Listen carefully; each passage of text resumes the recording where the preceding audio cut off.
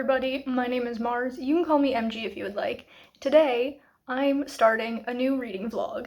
It is the 25th of November, Monday, the start of the last week of the month, and I've decided that I want to mood read this week. I don't do a ton of mood reading. I do, but I don't. A lot of my reading the past couple of months really has been reading challenges, book clubs, readathons, specific vlogs, which I do pick the books for vlogs, but they're very catered to the vlog idea. So it's mood reading, but not really. I never have the opportunity, I say never, I rarely have the opportunity to just sit there and be like, what is the number one book I want to read right now, and then read it. That being said, I'm very bad at picking just one thing that I would be interested in, so this is mood reading with a twist. I have this little sugar jar that I thrifted, was it this year? It's either this year or last year. It's got an anatomical skull on it and an anatomical heart. It also came with a creamer with the same designs. I think they're so cute. I'm obsessed, so I have them sitting on my bookshelf next to my books because I think they fit the dark academia vibe, but now it's serving another purpose. In this jar, I have 10 slips of paper because I picked 10 books that I am just so in the mood to read right now. There are 5 physical books, 4 ebooks, and 1 audiobook, which I don't listen to audiobooks very often, but these are all books that either I recently acquired them and I've been in the mood for them, since I got them, I want to get to them immediately, or ones that I've been looking at for a while. The audiobook that I have on this list is one that I wanted to read all the way in August and I still haven't been able to get to it. Just ones that I really, really, really want to read. So I don't think I'm gonna get through all 10 in the next 5 or 6 days, however long this vlog is. That would be kind of crazy. I'm gonna get through 2 or 3 for sure, maybe 4, depending on which books are picked. I really don't know, but I'm going to pull my first book from the jar, and that'll be the first one that I'm mood reading this week. So I'm gonna shake it up, and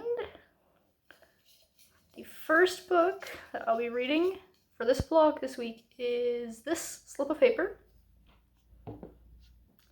You're not going to be able to see what it says even if I hold it up to you, if I'm being honest. Oh, interesting. I'm going to hold it up, but like I said, it's going to be backwards for you. My handwriting's bad. It says Bloodleaf, which is something I own physically, so let me grab that for you real quick. Okay, so here I have Bloodleaf by Crystal Smith.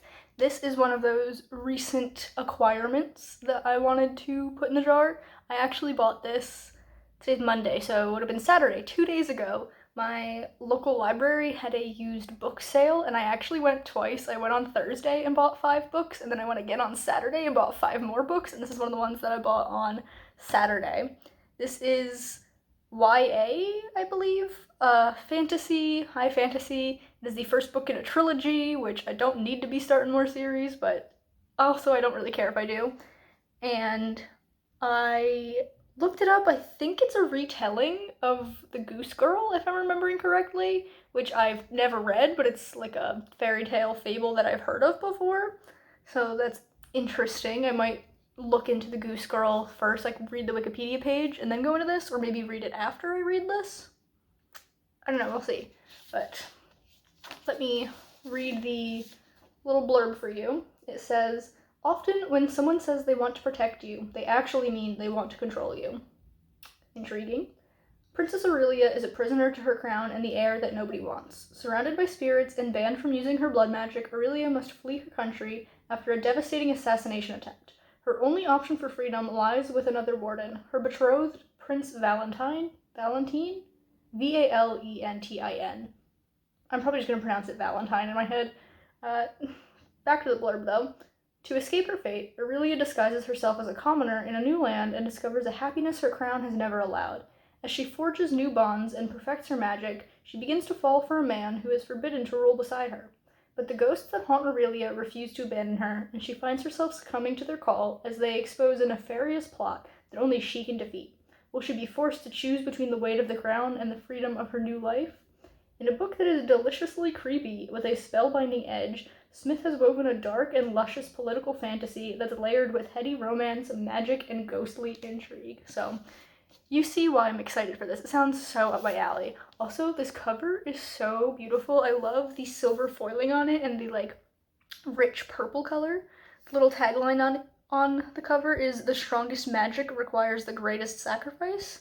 So, I'm excited. I have heard of this book before, but I don't think I've seen people like review it. I've just seen it out and about on the internet. I don't know what the general thought about this book is on like BookTube and Instagram and everything. And I'm glad about that. I can go into this with no preconceived notions except for the fact that the blurb sounds like it's going to be something I enjoy. So I will get started on this and update you when I have an update, I guess.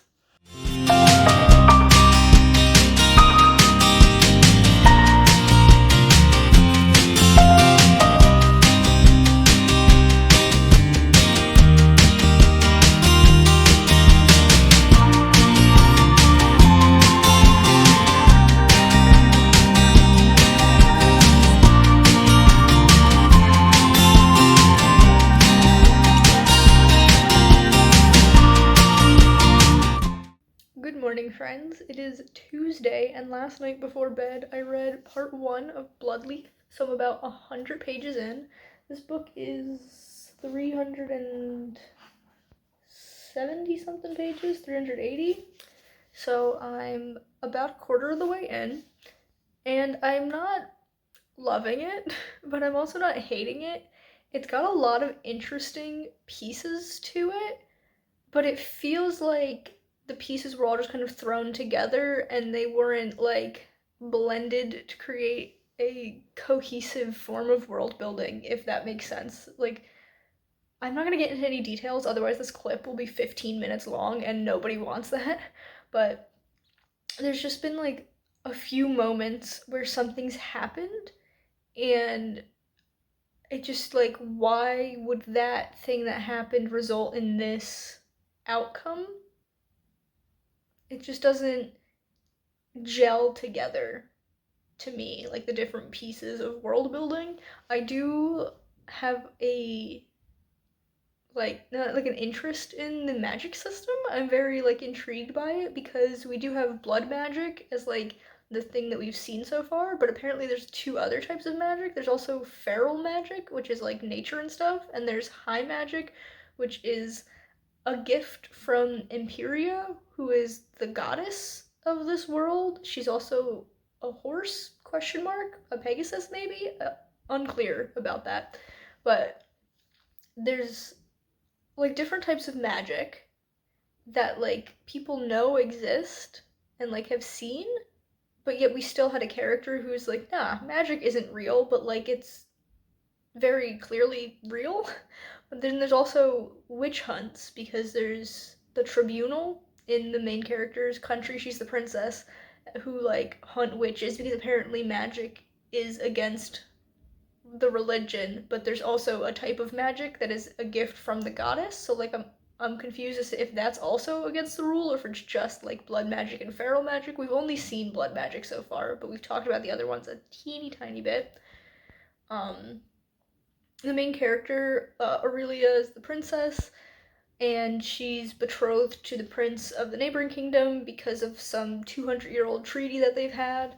But I'm also confused as to why she's been referred to a couple of times by a couple of different people as one day being the queen of both countries, but also she's not going to be because she's being married off, and her younger brother is going to be the king of Renault, the country that she's the princess of, because we've also established that only male, like, heirs are a thing, like, women can't inherit, so I don't know. But also, like, if the mom had remarried after the dad died and had kids, they would be more legitimate than the first king's kids. So, like, is it the mom who's the royal line? It really, like I said, doesn't make a ton of sense. There's just, like, a lot of questions that are not gonna get answered. And I know they're not gonna get answered, but I'm still curious as to what's going on. I'm not gonna, like, DNF it or anything. I'm still interested in what's happening. There's been a coup. the princess is on the run because she is stupid and used blood magic in front of hundreds of people to save someone's life. And the blood magic didn't even work. It ended up being something else that saved this person's life. So she's on the run. She's gonna try and take refuge with her betrothed, as we've learned in the blurb. That's what it said. So she's currently just outside of the walled city that is this other country. And I'm curious to meet this betrothed. I don't remember his name. Prince. Was it Valentine? It might have been Valentine. Because he might be disabled. He might be chronically ill. And we've only had a little bit of conversation about that, where Aurelia is like, how could I ever love a man who's like in bed all the time and like sickly and all this stuff? And I'm like, okay, rude, first of all. Second of all, maybe it's just like a prejudice that she's gonna get over. I don't know. But I'm intrigued to see how he's portrayed and how that chronic illness and disability is going to be portrayed. I'm a little bit apprehensive, but we're gonna hope for the best. So I'm gonna keep going, and I guess I will update you when I finish part 2.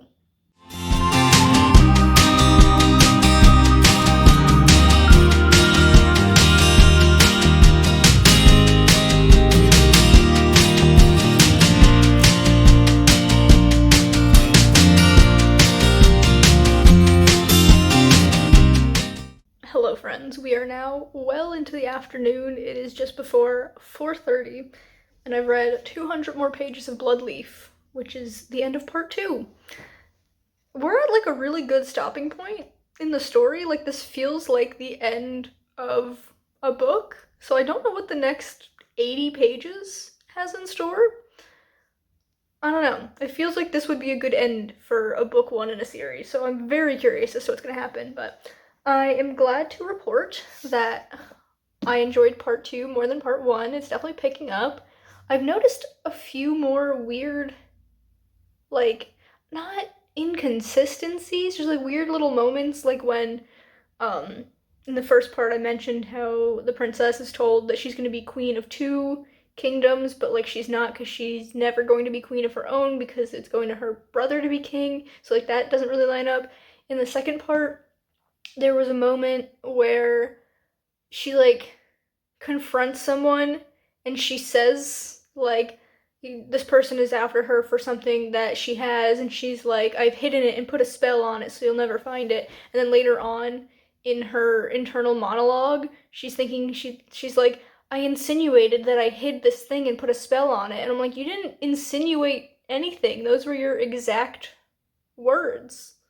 And so like there's just been like a handful of weird moments like that where I'm like, that doesn't make sense. So it's a little bit odd in that way. We had 2 twists in this section that were not twists at all because they were very obvious, and not in a, oh, I saw the foreshadowing, it was very heavy-handed, and I was able to see what was going to happen. No, it was, these things were obvious from the very moment that they were introduced, that this was the actual truth, and the main character is kind of just an idiot for not realizing. I don't want to spoil what happens, but like, if you read it, you'll probably understand the 2 things that I'm talking about. So, it's not like a bad book. I'm enjoying it. It's just not a great book. I feel like if this had gone through one more round of developmental editing, it could have been a great book. But as it is now, it's fine. It's a quick read. It's a fun read.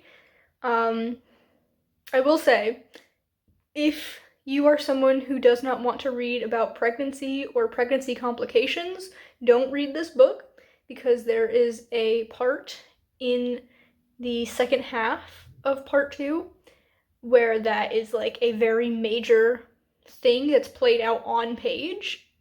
So just be warned about that kind of thing. There's not really anything else that I would consider like something to be put on a content warning, other than like the generic, it's a fantasy, there's blood and stuff and fights and all that.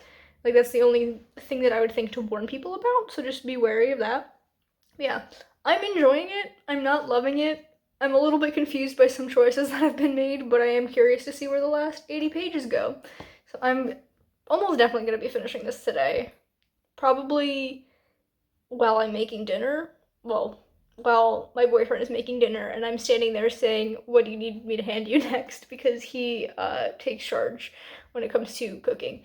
But yeah, I will probably zoom through this and then come back and talk to you about it and then pick my next book, which I'm so excited about because hopefully it's better than this one, which, like, I'm glad I read this. It is still something that I, like I said, I recently got this and was just really into it and wanted to read it right away, so I'm glad that I did. It's just not quite living up to my expectations, but yeah, I'm gonna stop babbling. I will see you once I finish this book.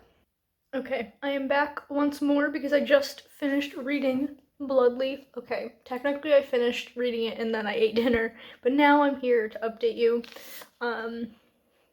Yeah, this was a good book. It wasn't great, but I still enjoyed it. The third act had great tension. There were a lot of moments where I was like, okay, what's gonna happen next? In like a very invested way. It introduced something that will like lead us into the next book that I'm intrigued by.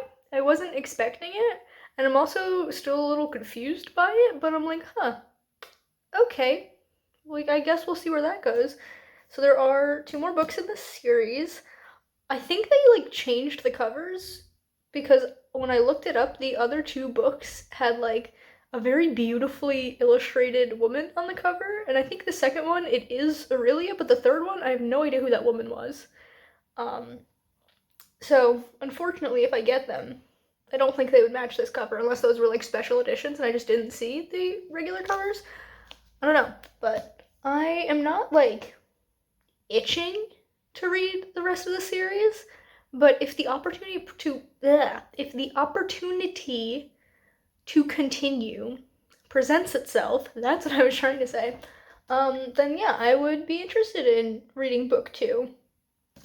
It's called, what was it called? Does it say it on the back little thing? I remember there seeing like a coming soon.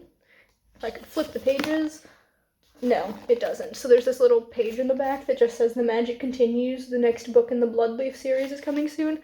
But I did see the name of it at one point, but I don't remember what it is.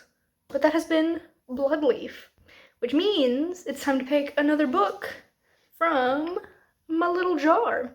So we're gonna shake up the papers. Put this down. And, ooh, this one's sticking to my finger, so we'll go with this one. And the book I'll be reading is another book that I own physically. Give me a second to grab that. Okay, so the next book that I pulled is The Novice by Taryn Matheru. I picked this up at a thrift store, I want to say in like September-ish, perhaps. It might have been part of my birthday thrifting. I don't remember exactly when, but I picked this up because Jess from the Hex Library enjoyed this series, and I feel like Jess and I align, not exactly, but like 90 to 95% on our reading tastes, so whenever I see that she has enjoyed something, I'm willing to give it a shot, and this was like $2 or $3, so that's why I got it, and I know nothing about it beyond that. It's part of the Summoner series. There's no blurb on the back because it's a hardcover, but it's got this cool summoning circle. Let's read the inside flap together because I actually haven't read the inside flap before. I literally just picked it up because I knew Jess liked it and I didn't need to know anything else. So it says, he can summon demons, but can he win a war? Fletcher is working as a blacksmith's apprentice when he discovers he has the rare ability to summon demons from another world. Subsequently chased from his village for a crime he did not commit, Fletcher must travel with his demon Ignatius, that's a sick name, to an academy for adepts where the gifted are taught the art of summoning. Sorry, my books on my TBR cart just fell over because this one is no longer supporting it and it startled me. Where was I? Along with nobles and commoners, Fletcher endures grueling lessons that will prepare him to serve as a battle mage in the Empire's war against the savage orcs. But sinister forces infect new friendships, and rivalries are formed at this school. With no one but Ignatius by his side, Fletcher must decide where his loyalties lie. As he soon learns, the fate of the Empire is in his hands. So that sounds fun. It's another first book in a trilogy, which, love that I'm starting a million new series. I also have plans to start more series in December, which technically it is the last week of November, as I've said, but I'm counting these books towards my December reads because I've already filmed my November wrap-up, and time is fake, so these are technically December books for me, so starting so many books in December. Yeah, I'm excited. I guess this is Ignatius on the cover, this little purple dude, that's really funny. But this is, let's see, ooh, there's a guide in the back. Come on, let me flip to the page I want. It just says demonology, so I guess it's just a bunch of demons. Interesting. This is exactly 350 pages, so slightly less than Bloodleaf was, but I am excited to see where this goes. I guess I'll get started on this tonight before bed, and I will update you as I get on with it.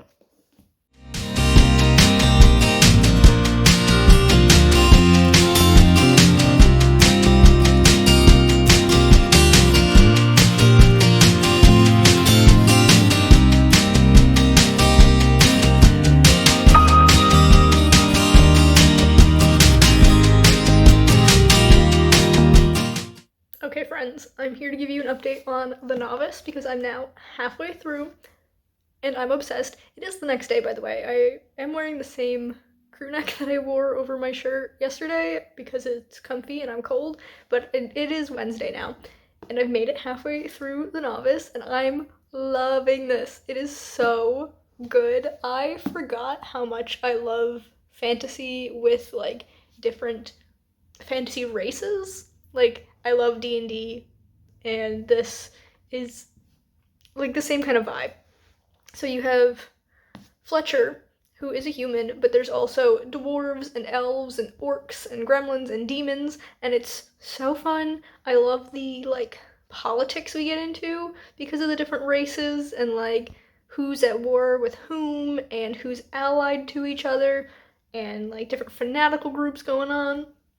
It's fascinating, and this is so fast-paced. Like, the writing style is very easy to read, the chapters are short, which I appreciate, and like it's just a really fun story. It's just so good. So our main character is an orphan, and something happens where he has to leave his hometown, and he accidentally summons a demon, so now he is attending school for battle mages, who are like people who have the ability to summon demons and use magic, and it's a thing that pretty much any noble can do because the original battle mages were the noble families and it was passed down through their lineage, but there are a few like commoners who can, and that seems to be our boy Fletcher, but also he's an orphan, so we don't know his heritage.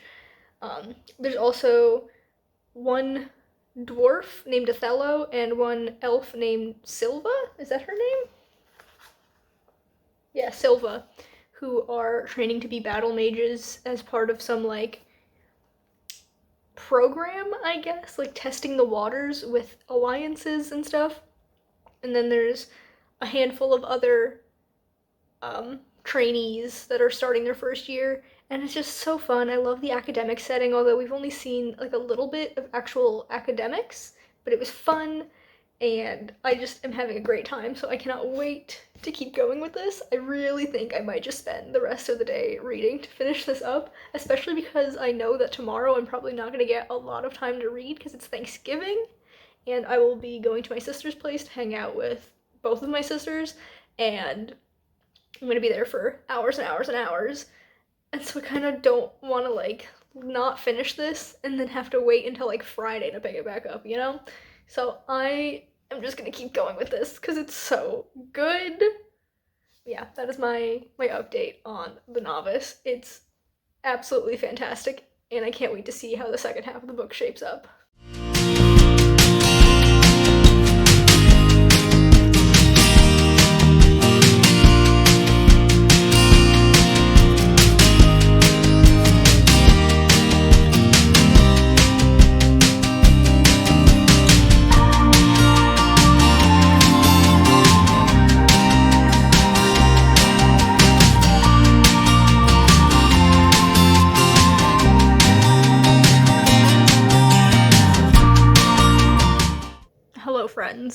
It is about 8:15 p.m. If you can hear a humming sound in the background of this clip, it's just my heat that kicked on.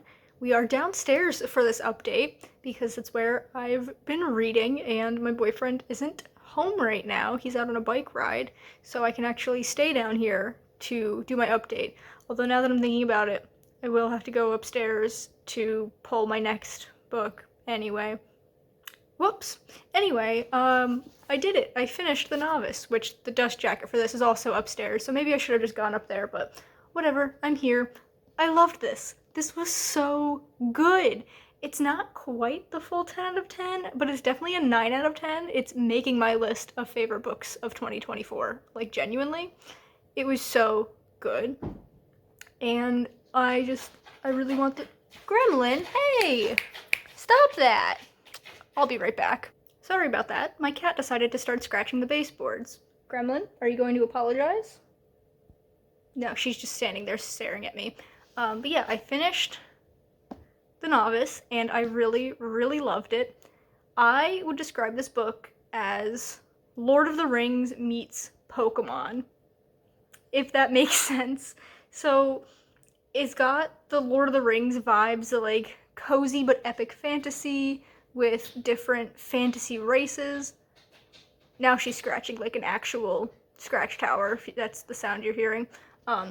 Like there's dwarves and elves and orcs, but then we also have demons that have like different levels. Like the demons are different levels, but then the summoners are also different levels, and like you can summon demons up to the level you are. So like say you're a level 10, then you can summon like 2 level 5 demons, or 1 level 10 demon, or a 3, a 4, and I can't do math. Another 3. Is that 10? I shouldn't have gone for another example. But, I don't know, that feels very Pokemon to me, especially with the different types of demons. It's not like elemental or anything, but there's like different species of demon.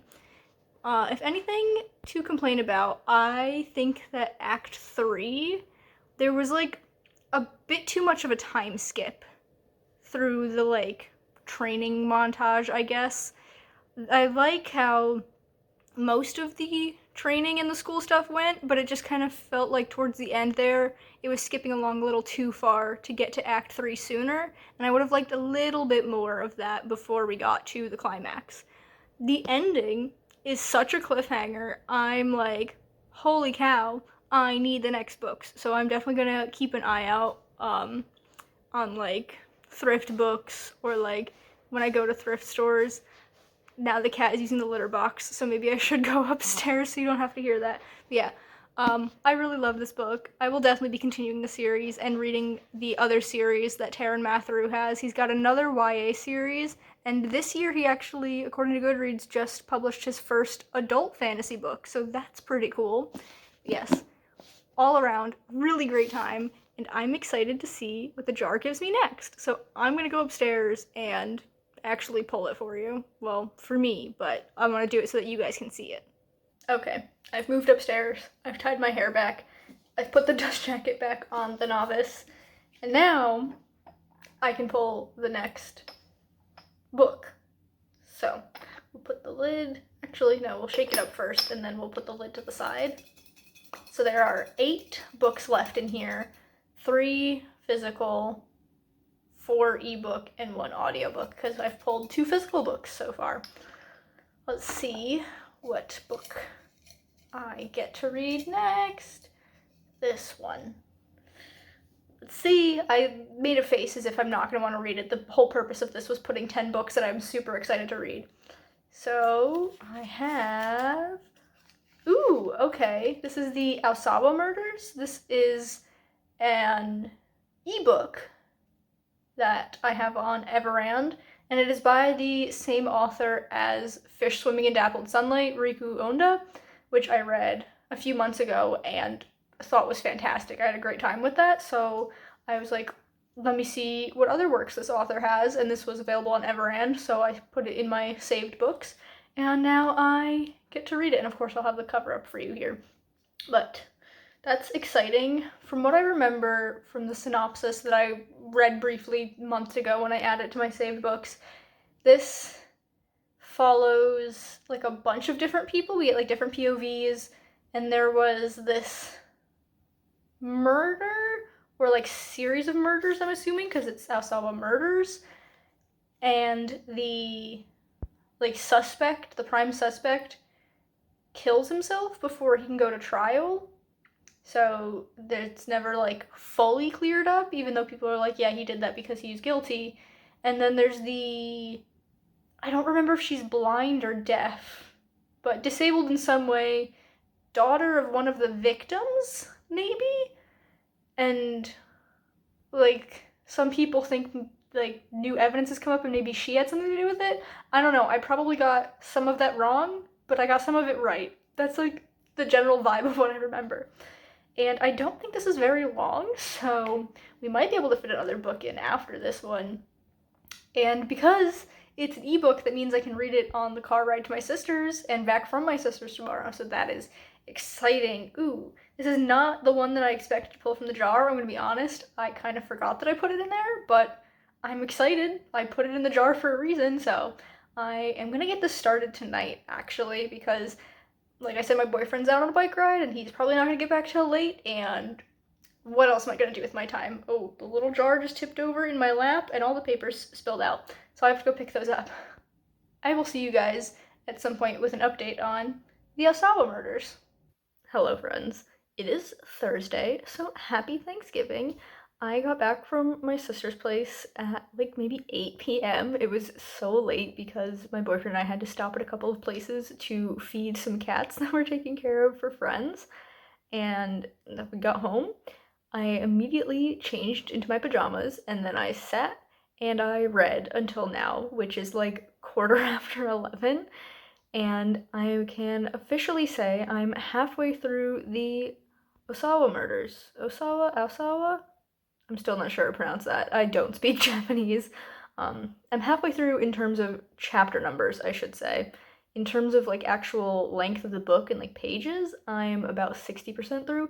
Ooh, my nails are like shining in the light. My sister, my twin sister, because I have two sisters, wanted to paint my nails, so they're this like icy bluish purple color, but there's also like a pink shimmer to them. They're very pretty. I have not had my nails painted in literal years, so it feels weird to have this texture, but I like it. So that's a complete tangent. About the book I'm reading. I'm very much intrigued. I don't think I'm enjoying it as much as I enjoyed Fish Swimming in Dappled Sunlight. That book, something about it just really hit the way I needed it to. I think it was like the isolated setting and the like limited number of characters, which don't get me wrong, I love an ensemble cast. It's genuinely one of my favorite things, but like it just really worked in that book because you really only have two characters and then you get like a couple of side characters now and then as the two reminisce on things that happened in the past, but there's only like two actual characters there. This book, each chapter follows a different character. So I think I gave like a summary in my last clip where I pulled this book, but I will do a better job explaining it now because I actually know what it's about now, and I think I got some details wrong. So basically, there was this mass poisoning at this party, and it killed like 17 people or something like that, and the guy who was like the main suspect ended up killing himself, and it was after his death that the police were like, hey, we have all of this evidence that this guy did this thing. And then 10 years after the fact, 10 or 11 years, one of the like children who discovered the bodies of these people who had been poisoned wrote a like fictionalized version of the events, and she and several other people think that maybe this surviving daughter of the family had something to do with it because she's always been kind of weird. She's blind, which plays into things very interestingly, but each chapter is a different point of view. Sometimes it's like an interview format where it feels like they're talking directly to you and answering questions that we don't get to see what questions were asked, but we get to see their answers.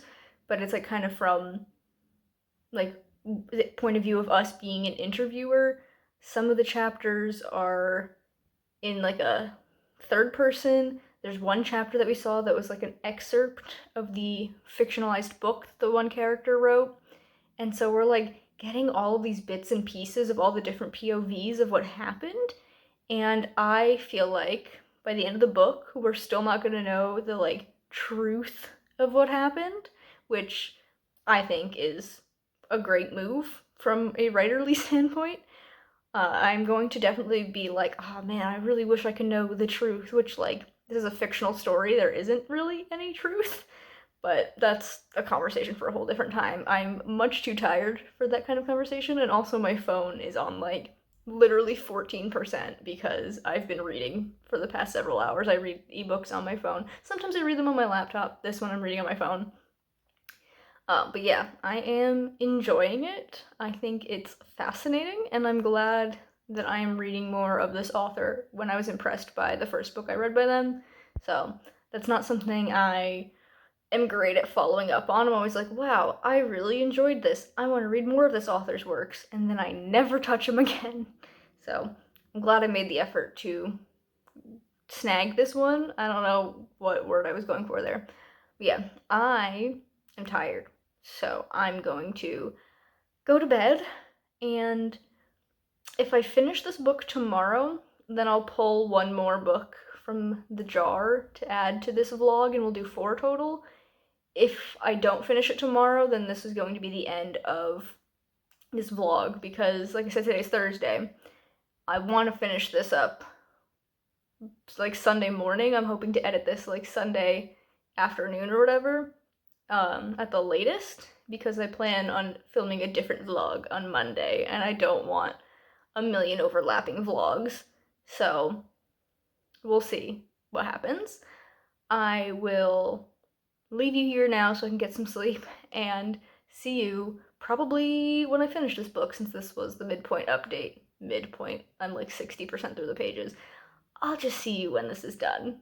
Hello friends, it is just past 3 p.m. on Friday, and I'm here to say that I finished reading the Alsawa Murders, and I liked it. I thought it was really interesting how all the different storylines were woven together. I thought that was so well done.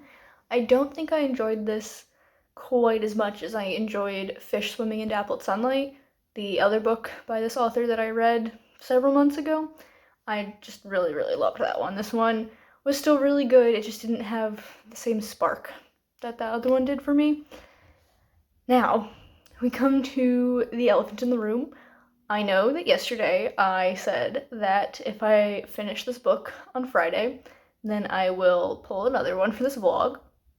That's not happening. I did that, and then like an hour later I was like, actually, I have a lot going on this weekend. I don't even know if I'll have time to read it all. So like, if I pull another book, I might not be able to finish it until like well into next week, and then I'll have to like edit later on in the week, and just gonna drag on forever and ever and ever. And I don't want to deal with that. I think ending it now is the smart decision. So as much as I would love to read another book that I have high hopes for, I am going to call this here. And I think this was still a successful vlog. We had a book that I enjoyed, and then a book that I loved, and then another book that I enjoyed. So overall, positive feedback on these books. I'm glad that I read them. But we've now come to the end of this video. So if you've enjoyed it, be sure to give it a big thumbs up. You can subscribe to my channel for more content, and that way I will see you guys in the next one. Bye everyone!